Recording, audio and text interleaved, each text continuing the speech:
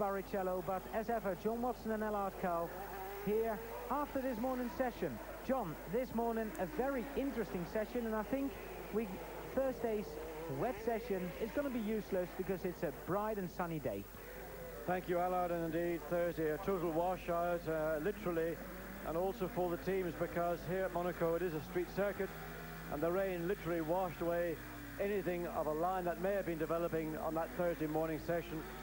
On Friday there were other support races, but of course they don't put rubber down the way a Grand Prix car does, so the circuit really still very green. And Alain Prost, I think the second man on the circuit, and Prost, I think, wants to play a strategic game in this qualifying session. He's going to go out, try and establish a time very quickly, and I suspect he will then sit back in the pits and wait until everybody else has run their allocated 12 laps. And if it is necessary to go back out to defend what one will assume will be a pole position for Alain Prost, then he'll be in a position to do it. But the strategy that you adopt in this 1 hour is going to be crucial to grid positions. And at Monaco, grid positions are absolutely essential. Alain Prost, one of the 3 drivers present here in Monaco who have previously won this Grand Prix. The other 2 being Ayrton Senna and the man who won here 11 years ago, Riccardo Patrese. And if Alain Prost or Damon Hill gets pole position, it's the 15th consecutive Grand Prix the Williams will occupy that spot. Well, I have to say I don't think there's any big surprise in that situation, Allard. Really, the domination that we've seen over the last 2 years, this is the 3rd year where Williams Renault have been really very, very strong. There's no surprise to me, and even though Monaco is a circuit where the pundits were saying, well, wait until you see Ayrton Senna there, he'll really put it to the Williams Renault team. Well, Renault have not won a Grand Prix in Monaco. They want to win it very, very badly indeed. They nearly did last year. Mansell's heroic efforts in the closing laps made a very memorable end to that Grand Prix. But it would be a very courageous man that would vote or bet against them being the victors here on Sunday afternoon. And that would be the very first time a Renault engine wins the Monaco Grand Prix. And it's the 14th time Renault engine cars are entered for this street race. Well, John, the first lap Alain Prost did, his first flying lap, and that is the fastest time so far. But let's ignore Thursday's times, because of course they were set under wet conditions. Just briefly going back, John, to this morning, a very good performance from Carl Wendlinger, and I think that's a surprise. Yes, it is a surprise in the general sense of the Sauber team have established themselves very quickly in Grand Prix racing, but they've never been on the front row of the grid. Carl Wendlinger, very impressive. The Sauber team, probably because their car is that little bit less complicated, maybe a little easier. It isn't an active car, and the teams with active cars, particularly here for the first time with active suspension, are finding it more difficult. And again, the limited amount of dry running that they've had, McLaren, Benetton, Ferrari, all trying to learn the art of making an active car work in a street circuit. The Sauber, of course, is passive, and it is, relatively speaking, a simpler exercise to get A, grip, and B, balance. And really what you want around here are those 2 features. Alain Prost, the fastest man on the circuit at the moment. His time is 1:26.460, and that is some 5 seconds slower than he went this morning. And Alain Prost looking for that time to better Nigel Mansell's pole position time from last year, which was a 1:19.4. Well, we don't know what will happen. Some 5 minutes into this session, you see Prost already almost 3 seconds faster than that current time set, fastest time he has set. But there's a sort of a dilemma for teams and drivers. You've got 2 sets of tyres. You're allowed a maximum of 12 laps. Now the problem is that the tyre we have here, this is the C compound from Goodyear, is a grade harder than they had last year. It appears that it needs about 3 laps of continual running before you get the best out of the tyre. So that means you're probably going to do 4, 5 or 6 laps, hopefully clear laps. Alain Prost is out, he is getting clear laps, 1:21.291. And comparing that to this morning, his quickest time was 1:21.731. So already half a second quicker than he was this morning. but a long, long way to go to get anywhere near Mansell's pole time from 1992. We have 5 cars out so far this afternoon. Alain Prost, easy the fastest driver on the circuit, 1:21.291, and behind him is Johnny Herbert, some 5 seconds slower. Then it's Mark Blundell on a 1:26.260. Rubens Barrichello is 4th in the 1:26-second bracket. Fabrizio Babazza, and just gone out Alessandro Zanardi. And all these drivers are having 3, 4, 5 clear laps. Yes, I'm surprised that so many other teams and drivers are waiting. Now, they may wait to see what kind of speed Prost, but maybe more so Barrichello and Johnny Herbert, Mark Blundell are going to set. I mean, everyone would expect, in reality, to see either Alain Prost or Ayrton Senna on pole for this 51st Grand Prix of Monaco. But what goes on behind is going to really reflect the bulk of the field. This is going to be a quick lap from Alain Prost to 1:20.557, and that is a second quicker than Alain Prost went this morning, and that is his 5th flying lap, John. So it seems what you just said, you're absolutely right about the tyres. Well, I think the tyres are a big factor. We see Prost now is backed off, and I suspect he's going to cruise slowly back into the pits. He has 7 laps remaining. It took him 5 to get that provisional pole time, so he's got to be very careful about when he then chooses to go back out.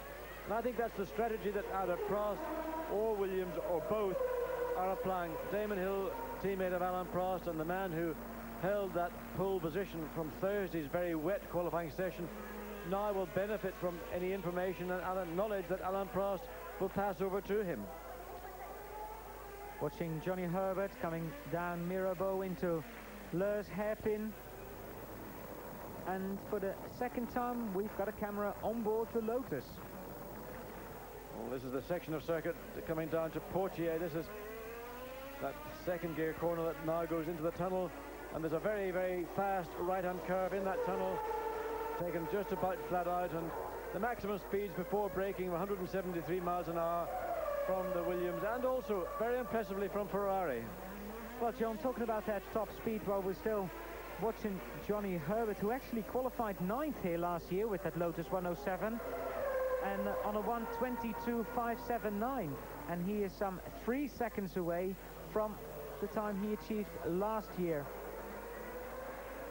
Well, I think Lotus, again, running a fully active car here, and maybe finding it a little more difficult just to get the balance and the comfort. Very important around here, because comfort equals confidence, and circuits like Monaco are about confidence.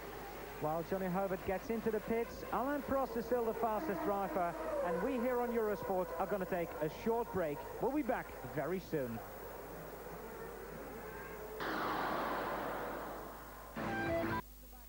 Eurosport, you're watching Ayrton Senna on his second flying lap here at Monaco, while Alain Prost is still easily the fastest man, a 1:20.557 set after 5 laps very early in the session.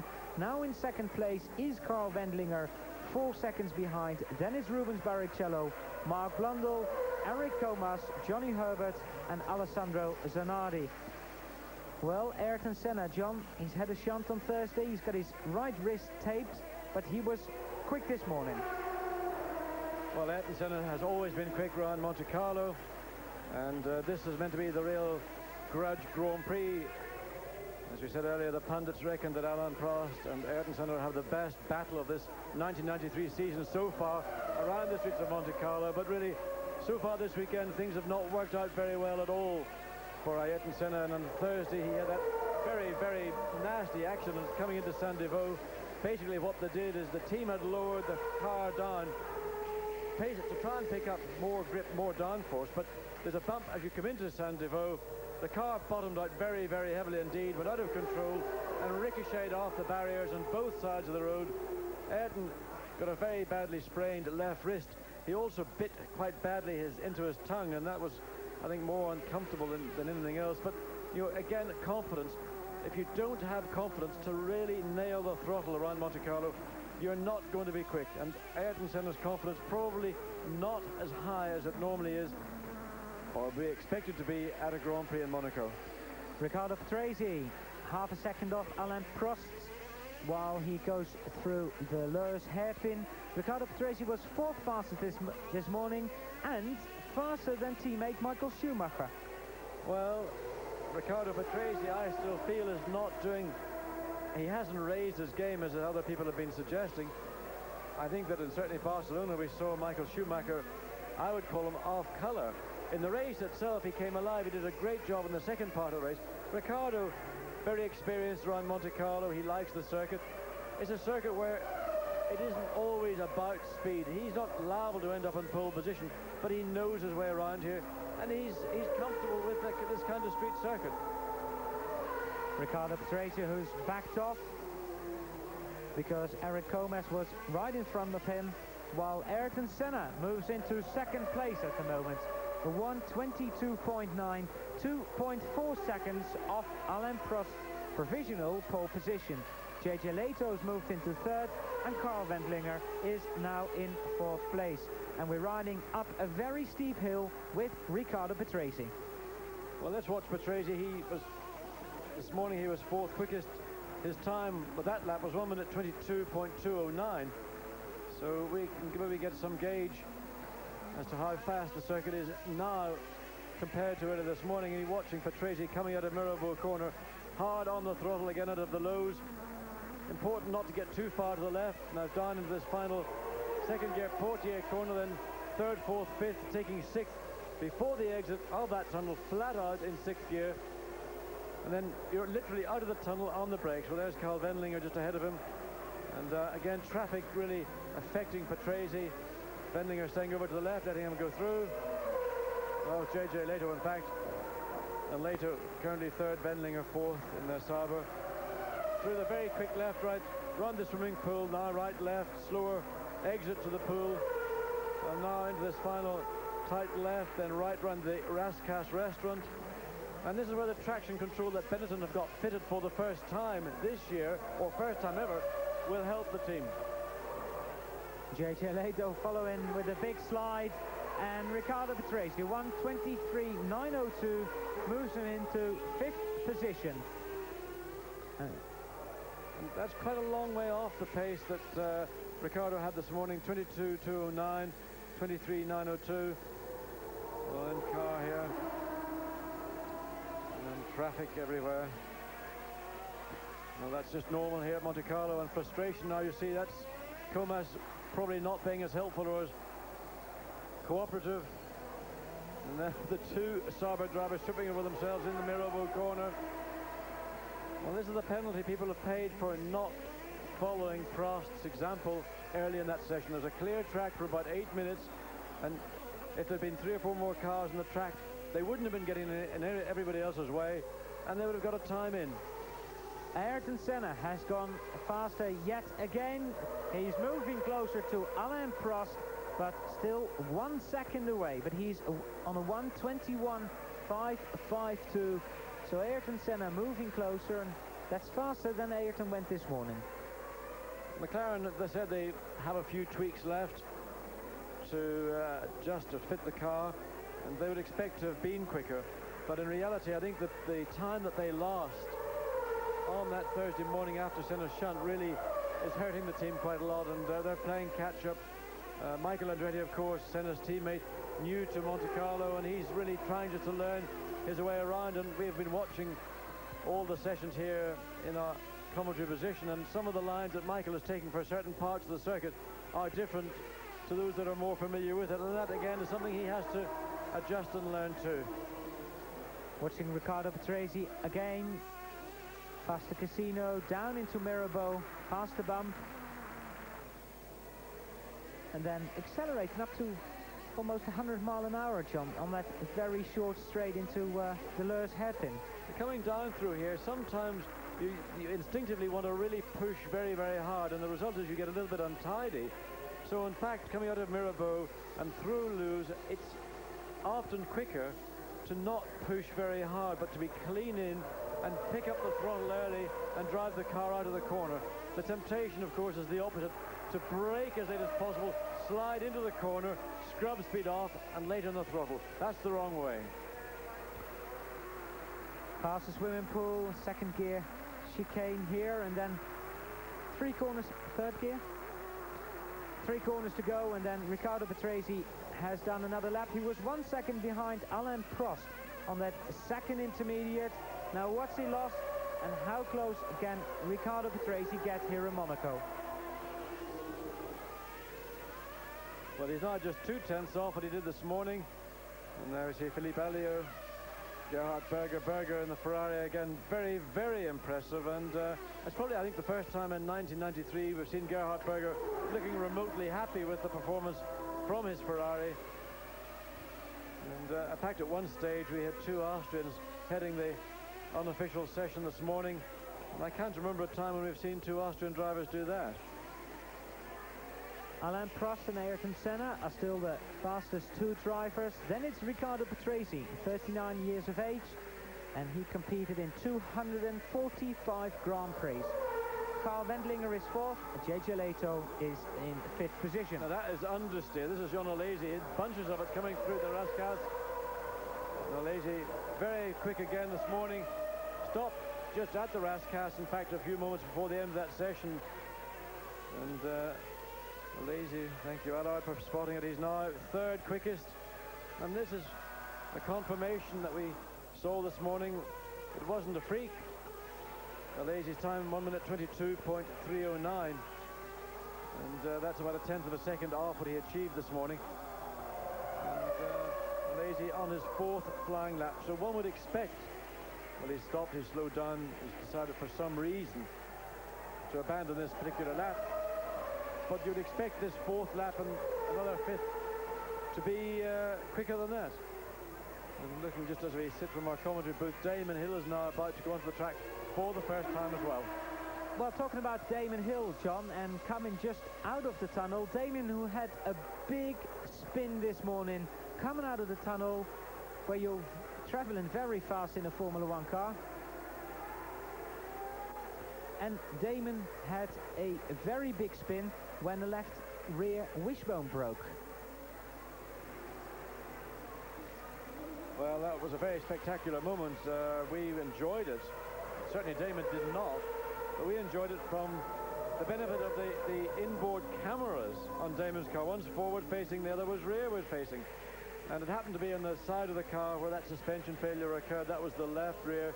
We think it was the bottom wishbone, because in fact, about the same time as that accident was occurring, we were given notification that the Williams team, in fact, earlier in that session had changed that very wishbone on Alain Prost's car. So the team were aware of a problem, and that problem was seen very clearly indeed by all the crews here, and certainly probably the majority of the teams as well. Because at this point, Damon went backwards. He didn't go around the chicane, he went backwards down the escape road. He shaved a few mil off the rear wing, but no other damage. But of a heart-stopping moment, and again, this confidence thing, I can't state strongly enough how important confidence is on a street track like Monte Carlo. You've got to be 100% committed, and if you're not, you will not be very quick.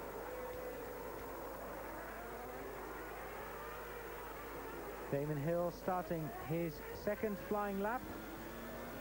He's the only driver, or one of the few drivers, sorry, I should say, who has not posted a time yet.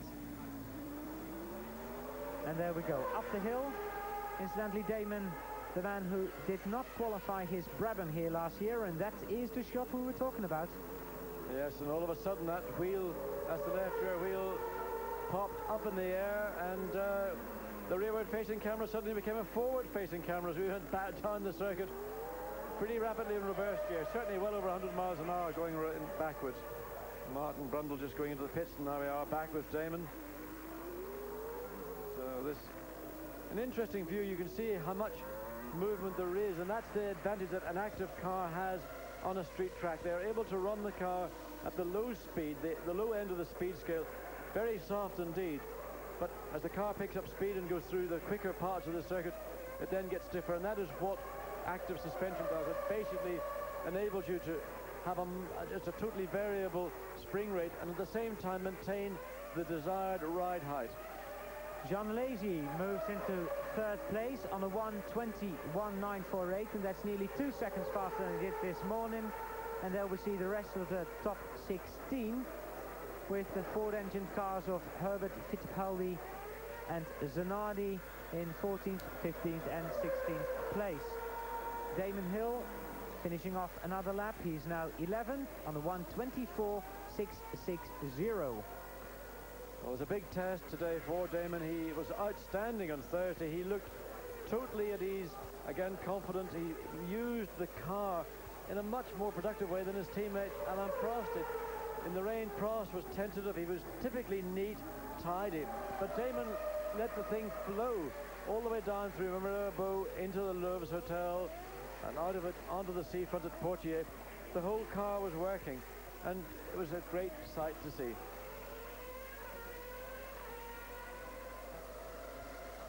Through the tunnel, and at the end of the tunnel, just before braking, Damon Hill was in fact quickest this morning, 173.21 miles per hour.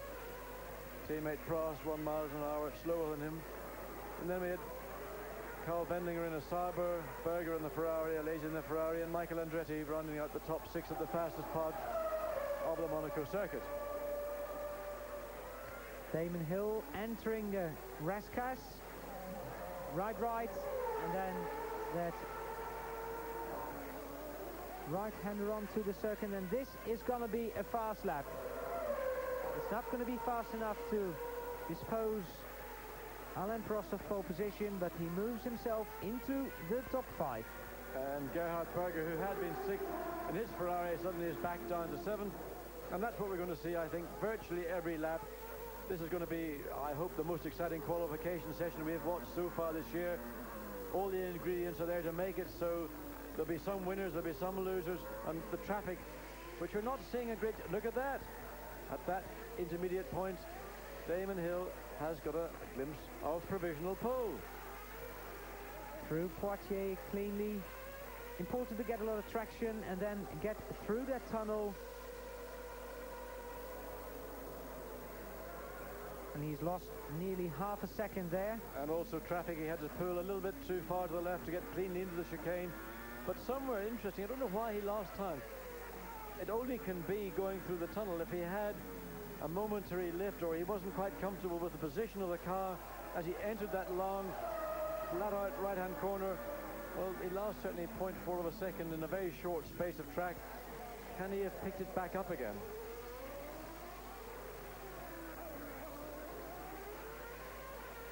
Well, Damon finishing his 5th timed lap on the 1:21.873. He is now in 3rd position, and he's got a clear track so far.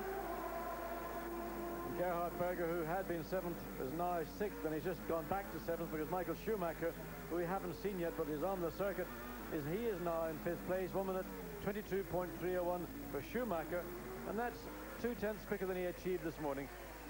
So Michael Schumacher again leading the Benetton charge, complete with active ride. He's got active ride all year. He's got traction control, and he's actually got an engine which is probably more similar to the customer Ford HB engines than he's had at any point during this year. What Benetton and Ford have done is take the parts from those 5.5 series engines that McLaren and Lotus are using, but combined with the pneumatic valve, the air valve that operates the camshaft. So they've got they've got the benefit of the air valve, but the benefit also of that slightly more torquey and more powerful mid-range punch engine that the customer Ford users are using. Damon Hill behind the Ferrari, who's gone into the pits. It might have lost him a little bit of time. He was 0.1 of a second slower than Alain Prost at the last intermediate. Well, it's actually lost him quite a lot of time. He's still in 3rd place, marginally improved, and that's the end of Damon's first run. You know, it's so easy to assume that Damon's going to go out and equal Alain Prost, but he's had so few opportunities to qualify. It's very difficult indeed in your first Grand Prix at Monaco to go out and just put the car in pole position. Prost did a brilliant job in the opening moments of this qualifying session. Damon Hill, he's still learning. now he knows what the circuit conditions are like, Allard.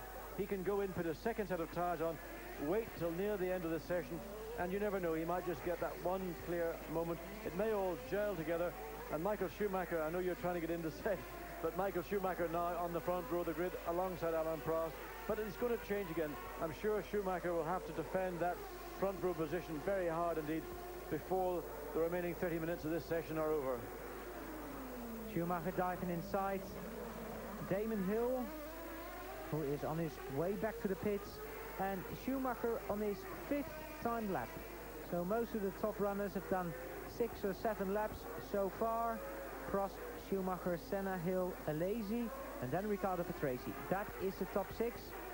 While we're watching a replay of Michael Schumacher diving inside Damon Hill.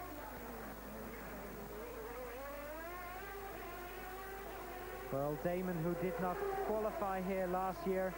Michael Schumacher, who finished 4th, just in front of teammate Martin Brundle. And remember, Brundle, John, had to come all the way from the back after losing that front wing on the first lap. Martin's always been a great Monaco competitor, and back in '89 in the Brabham team, really, he could have had a shot at winning the Grand Prix. Very impressive indeed. This is Michael Schumacher, a man who's always been impressive, and certainly in the last Grand Prix, and I say the Grand Prix itself because the team, I think, or certain members of the Benetton team are not convinced about Michael's efforts in qualifying, but in the second part of the race he was outstanding, and it was really through another competitor's engine blowing up at a crucial point that we saw Michael fall off the circuit, and any chance of taking second place away from Senna evaporated in those remaining laps. The top 16 on your screen with Alain Prost a second ahead of Michael Schumacher. Well, here's Martin Brundle, the man we were just talking about.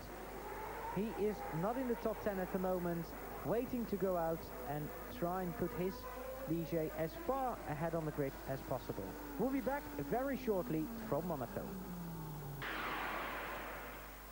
Welcome back here on Eurosport. We're riding with Michael Andretti, which means he is out on the circuit, and that leaves Luca Badoer, the only driver who has not been out yet. Badoer, who crashed his car this morning and is probably waiting for either his car to be ready or Michele Alboreto to run out of laps. We're some 34 minutes into this session, and Michael Andretti trying to qualify for his very first Monaco Grand Prix. And it's been pretty daunting for Michael. It's not an easy circuit to come to with the limited amount of time that is now available in qualifying. You're only allowed 23 laps in the unofficial sessions, 12 in qualifying. Thursday, as we mentioned earlier, was a washout. Certainly the qualifying was, and the best part of the unofficial session in the morning likewise. And the McLaren, the MP48, very, very quick car, but fairly nervous. Certainly much more than the kind of cars Michael's career has been in. That's in Indy cars, and it's again, as I said, confidence. He hasn't really found that level yet that he can extend himself or would want to do so. He's hanging in there by the skin of his teeth on occasions, and well, he's very late out. He came out only after some 32 or so minutes, although the team held back waiting for one of these windows to appear to give him an opportunity to run as cleanly as possible. Yeah, because there aren't very many cars out yet, John. While Derek Warwick is right in front of Michael Andretti. Warwick, who is currently in 12th position on the 1:24.543. And of course, Derek, last year, the other British World Champion, John. Yes, in sports cars, and Derek, of course, really at heart is a Grand Prix race driver, and you drive a sports car, you immediately have compromises. The biggest one, of course, is you've got to have a co-driver or a teammate, and inevitably, when you get back into your sports car, you always think, well, the car wasn't as good as it was when I gave it to my teammate. So get back into Grand Prix racing. At least you don't have to share your car, or it's only on very rare occasions you may have to do so. Michael Andretti past the swimming pool. Actually, the water of the swimming pool has been... And the back of the car stepped out under brakes coming into Rascasse. And you know, this is what Michael was saying about the car. I talked to him last night at a gala dinner, and you know, it's such a knife edge, the balance of the car, the grip you have. It's fairly natural for an inexperienced driver in Monaco to try to push hard, and if you're not with a good balance, a good setup in the car, it's so easy to have those moments, the back stepping out, locking brakes coming into corners. Well, there we are, back with his teammate. Ayrton Senna's second run. Senna now on the second row of the grid, demoted by Michael Schumacher, who is the quickest of the Ford HB runners here so far. And Senna really knows he's got to do something pretty special if he's going to get onto the front row of the grid, let alone get onto pole. Well, with Ayrton Senna through, I think, the slowest part of the circuit, the lowest hairpin, and then it's all downhill to the seafront, through the tunnel, which is actually underneath the lowest hotel, and then into that chicane. Ayrton Senna, this is his second flying lap on his second run. Another Brazilian out there has done a good job. Rubens Barrichello, he's 12th, and Barrichello will be 21 on Sunday, so hopefully some celebrations will be in order after the race, I have to say. Barrichello is going to be the first driver to run out of laps, incidentally, with some 24 minutes to go in this session. He has done his total of 12 timed laps, while Ayrton Senna, let's follow him. He is got a clean road ahead of him. Well, it's going to have to happen, I think, on this lap or the next lap, because again, Senna, he's on his 10th lap. He's got 2 remaining, and that's going to be it. He's the master of finding a clear path around Monaco. We've seen over many years in the past that while everybody else comes in and complains about traffic, couldn't get clear laps, couldn't pass, but he's 0.3 of a second slower at that first intermediate point than his arch rival Alain Prost. And he's going to have to find a lot more time to get below Prost, 1 minute 20.557, and remember, Prost still has his second set of tyres to go out and defend if he needs to do so. Well, a second away when he drives into the Monaco harbour through Tabac, a very fast left-hander actually, John, isn't it? Tabac was always my favourite corner at Monaco. It's one of those corners that you can really, you get the car in, you get a nice set, I would call it, a good position in the corner, get the throttle on early, let the car drift right out to the edge of the barriers, and then you're positioned perfectly to that little sort of quick left-right flick through the entrance to the swimming pool complex. Ayrton Senna, a 1:22.445. He has lost 0.8 of a second around the swimming pool, which is rather a lot. Well, he normally ought to be getting the best out of the tyres now. Certainly coming up there, that was the crest of the hill into the Casino Square, visually quicker than in any previous lap. And again, through Casino Square, Senna now has decided this is his only opportunity. This is virtually his last lap. Well, he's there faster. You are. What we saw visually has been confirmed by the timing. Ayrton Senna now just 1/10 of a second faster than Alain Prost. But can he sustain it through the second half of this lap? Well, let's see what that second intermediate time is going to be. Ooh. Oh, and Senna's lost it, lost under braking. Coming down, under braking into the chicane. The car got sideways. That is it all over for Ayrton Senna. He is not going to take pole position. There you see his car, and more frustration from Ayrton Senna.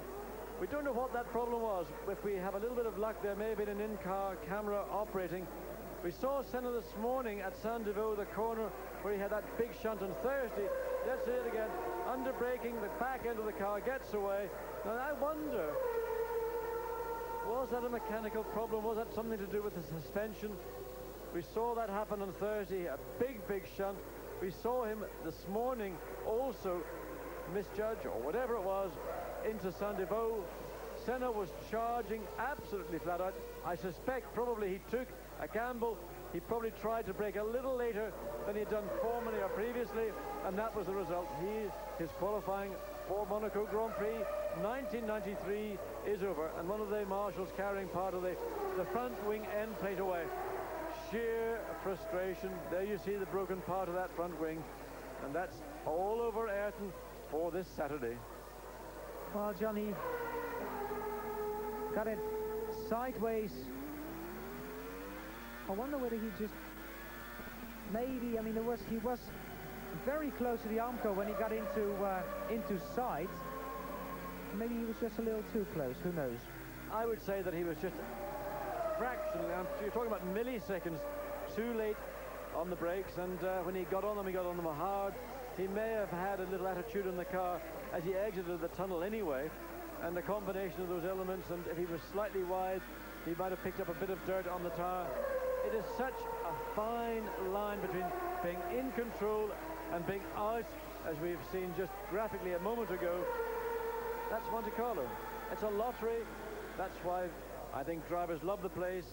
It's a gambler's paradise, and well, Ayrton Senna gambled, and he certainly lost here.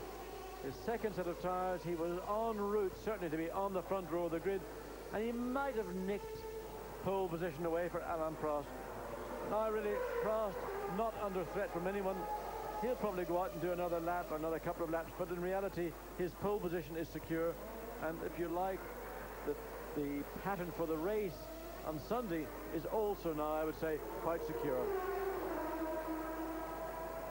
It would be Alain Prost's 26th pole position, and there Ayrton Senna watching the cars go by, and one of them is Damon Hill. Damon out on his second set of tires. Damon, who has got 5 laps left. Here we are with him in car around the swimming pool. Damon, who is starting his second flying lap on his second set of tires, and entering the main straight after 1 minute and 16 seconds. That is not quick enough to get his car on the front row. It's not even an improvement, but John, it might be this lap. Well, I think what's interesting for Damon is he would like desperately to be on the front row alongside Alain Prost. That would give Williams a total lockout and in effect total control of the race. But Ayrton Senna now sitting on a park bench watching. Well, we've got some 15 minutes remaining of this session, and he is going to be very concerned for Damon Hill, because he will not want to be on the 4th position, second row of the grid, but as it is a staggered grid here. Now we see Damon Hill. He also fractionally quicker than teammate Alain Prost, but Damon lost time on the second part of that lap on previous occasions. There you see again, well, he's lost something nearly 0.6 of a second. As strange, he loses such a large chunk of time on a relatively short part of the circuit. A part of the circuit where I would have thought there shouldn't have been any significant difference between the two Williams drivers. Well, and this is Damon's luck yet again. A slower car, a LaRousse, and... Well, he got through cleanly, but this might get Damon onto the front row beside Alain Prost, and that really will be all he will be required to do. That 1:25.57, unless Alain Prost goes faster, I think we could safely say that would be pole position for the 51st Monaco Grand Prix. Michael Andretti has just gone past, and he is now in 10th place. And John, for the first time here with what appears to be not an easy car to drive, I think a good effort from Michael. Michael Andretti is just learning this trade. It's a very, very steep learning curve indeed. He's got the most competitive man as a teammate, and Senna, of course, is a man who can drive an uncomfortable car very quickly. Michael Andretti is finding uncomfortable cars very difficult to drive quickly. He feels maybe that, you know, he's under the shadow of Senna so much, and he might want to make suggestions, but he might feel also intimidated because he's not as quick as Senna. So if your teammate's quicker than you with an unbalanced car, to request something different, a big change, is, you know, he's learning. Well, there's his master, and the master blotted his copybook in his efforts to get onto the front row of the grid. But back with Michael coming through the swimming pool complex, quick in, slower out. And, really, this part of the circuit now easy to overdrive again. The Rascasse, you're under brakes while you're turning in, and it's often the place we see people spinning and stick it backwards into the barriers. Michael Andretti, a little bit of oversteer coming onto the straight. What is his time going to be? A 22.994 moves him up to 9th position behind Riccardo Patrese, who's in 8th, and Carl Wendlinger is in 7th position. So again, the Sauber driver in the top 10, well inside the top 10 on a 1:22.477. Down into Mirabeau. The road is steeply cambered as you come into the corner, and it's really what you want to do is get that right front wheel hooked into the, not into the curbing, it's a very shallow curbing, and that helps hold the car in the corner. You do not want to get wide in any of these low-speed corners.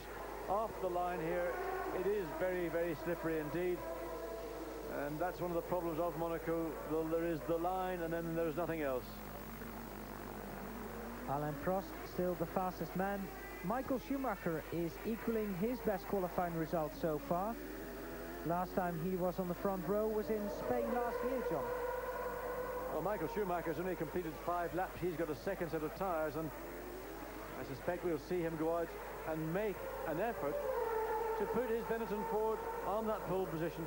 But he's got to find at least 1 second, and that's a lot to find, particularly when Schumacher's on the limit, as you would expect he would be, to be where he is right now. Alain Prost and Michael Schumacher. That, for the moment, is the front row for the 51st Monaco Grand Prix. We're going to take a short break and be back with the last 12 minutes of qualifying here on Eurosport.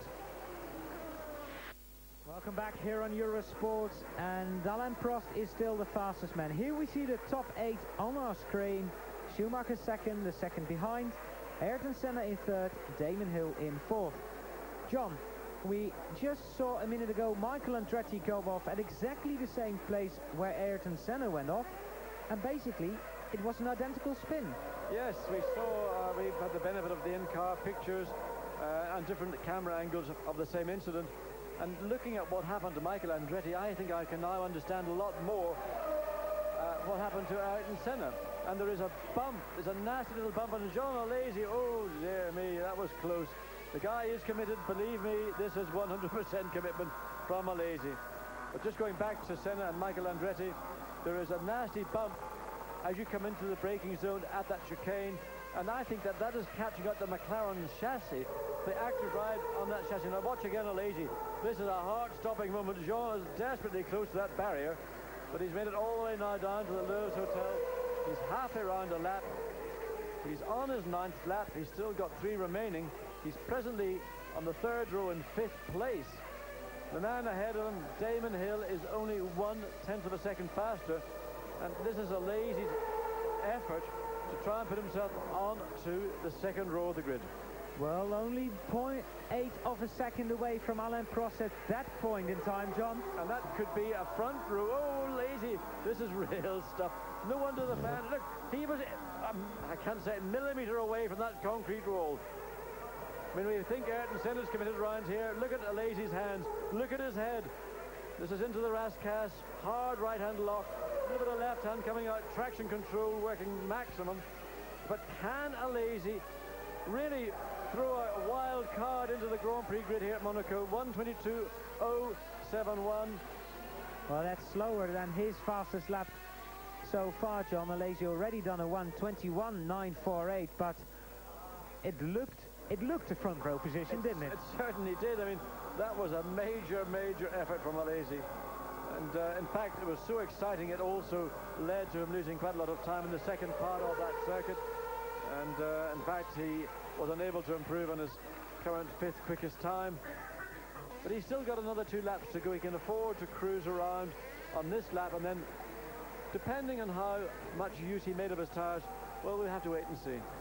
Watching Philippe Alliot, watching the screen, JJ Leto out again. JJ currently in 11th position. He's got about 4 laps to go. And out on the circuit, although we don't see him, is Alain Prost.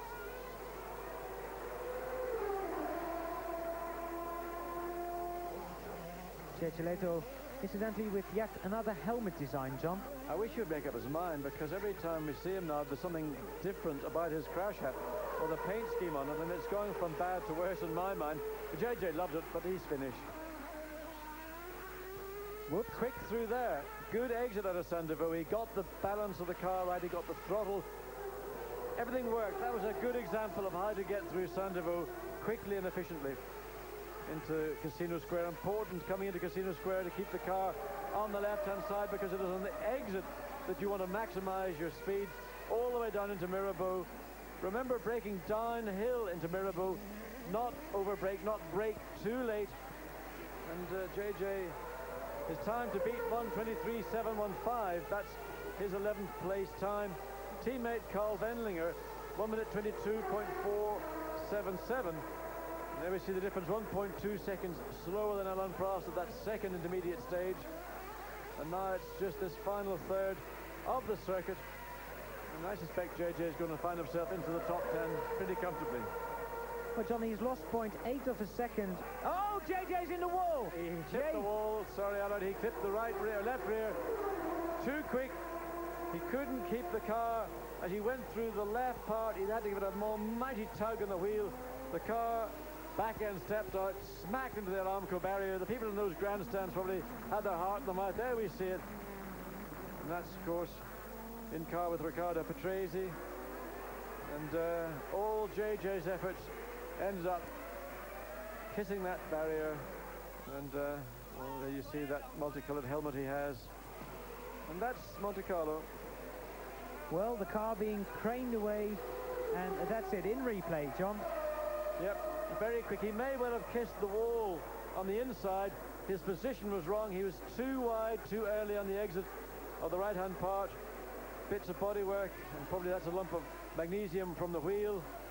And there you see the flat bottom of a Grand Prix car. Not often we have a chance to view it from this position. The car now craned away behind the barriers. And here we have Riccardo Patrese. Patrese in 8th place. And ironically, it is JJ Lehto's teammate that Patrese will have his eyes on. Carl Wendlinger, 7th place. And there's some 2,000 of a second between Carl Wendlinger and Riccardo Patrese. And as JJ walks away, well, he'll be disappointed with his resting place. You can see the artistic elements of the Monaco weekend. The car craned over the barriers, and it will be placed on an area where the photographers do enjoy gathering. It's a very interesting, exciting part of the circuit. You see the cars around the swimming pool really work at their best, and this is Patrese.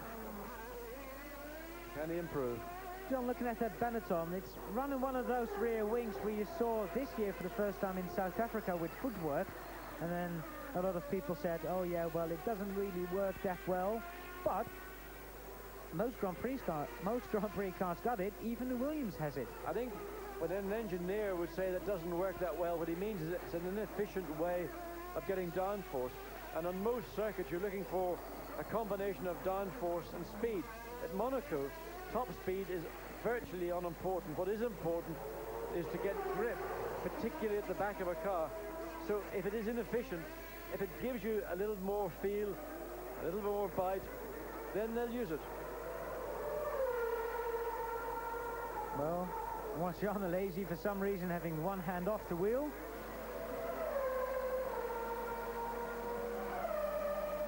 And this is Alain Prost. And this in-car camera giving us a pretty good impression of what it's like coming into Sandoval. 155 miles an hour past the start-finish straight. And traffic. Andrea de Cesaris pulling way over to the left. He saw Alain Prost coming up.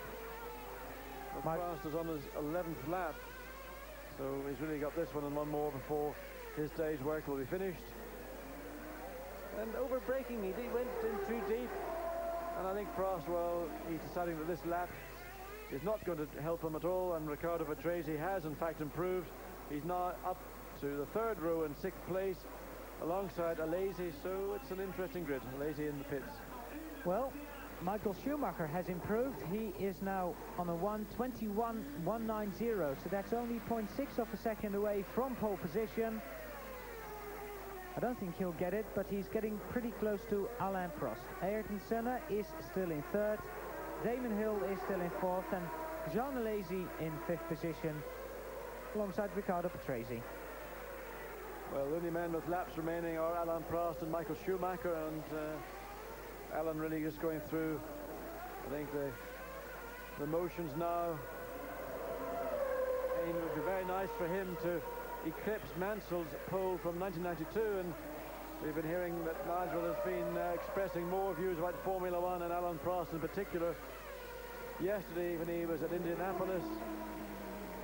And it would be sweet justice for Alain to just get into that 1 minute and 19 second barrier, but I think that it's a lot to expect, and largely because with the tyre regulation changes, the teams are running a grade harder compound, and on a street circuit really you want the softest possible.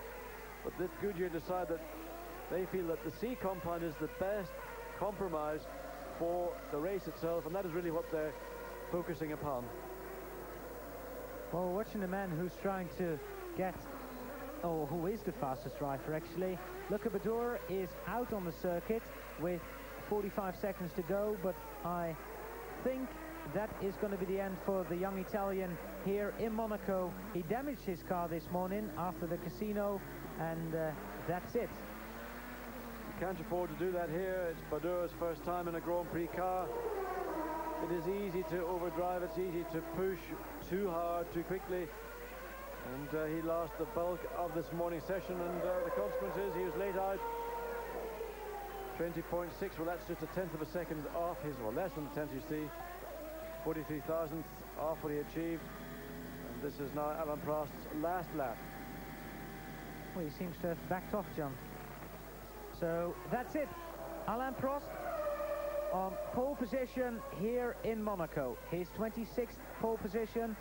Michael Schumacher equaling his best qualifying result in second. Ayrton Senna third, and Damon Hill in fourth. I think, John, an interesting top four. Certainly not as anticipated. The bulk of the cognoscenti, in other words, the motorsport press, really did see Ayrton Senna offering a serious threat to Prost, to Williams, to Renault. Those are the two men that really pole position was going to be fought over. We have seen that Senna's weekend has been very, very uneven indeed, largely, in fact, totally through the car and the way that McLaren have been trying to make their chassis work. The result is Senna's on the second row of the grid alongside Damon Hill, not in the front row of the grid alongside Alain Prost. Well, we see here the British drivers being very close. Warwick in 12th, Brundle in 13th, and Johnny Herbert in 14th place. We've seen Philip Alliot 15th, Barrichello in 16th, and there we see the places 17 through to 24, and non-qualifier here in Monaco is Luca Badoer. That is now that's now confirmed. Fabrizio Babazza is going to start his very first Monaco Grand Prix. Well, that was it here from Monaco today. We'll be back tomorrow morning with the warm-up, which is not very early in the morning. The warm-up is from 11 to 11:30 continental time, and 10 to 10:30 when you're in the UK. And then, of course, after that, there is the race live here on Eurosport. John Watson and Allard Kelf, thank you very much for watching this afternoon, and we hope to see you again tomorrow morning. Bye for now.